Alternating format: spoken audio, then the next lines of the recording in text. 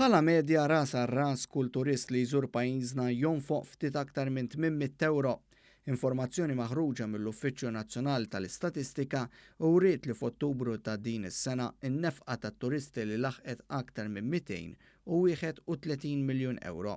Dan ifisser li n-nefqa kienet 7.1% aktar minn Ottubru tas-sena l-oħra. Min Jannar sa Ottubru li għadda t-turisti nefqu kważi 2 biljun euro. Din issar fi fżieda ta' 4.5% meta mqabbel mas-sena ta' qabel. Matul ix-xahar ta' Ottubru ta' din is-sena kien hemm żieda wkoll ta' turisti li rifsu fuq artna għall-ewwel darba.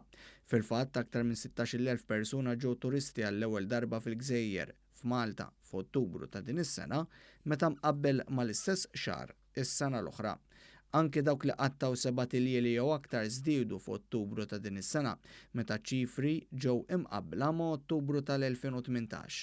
L-NSO spjega kif kważi 13,500 persuna aktar għażlu li qattaw 7 tiljieli jew aktar f'Malta. Matul is-sena l-oħra kien hemm il-biċċa kbira wkoll tat-turisti li waslu bil-cruise liners.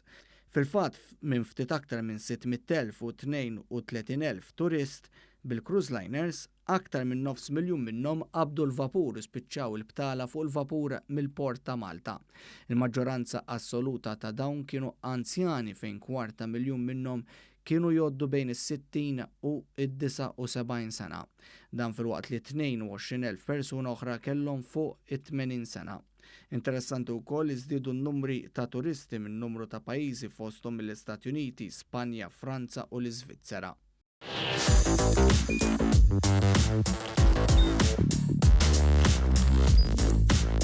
Idħol fuq one.com.mt u hemmhekk tista' tara l-programmi kollha li jxandru fuq One permezz ta' One Play.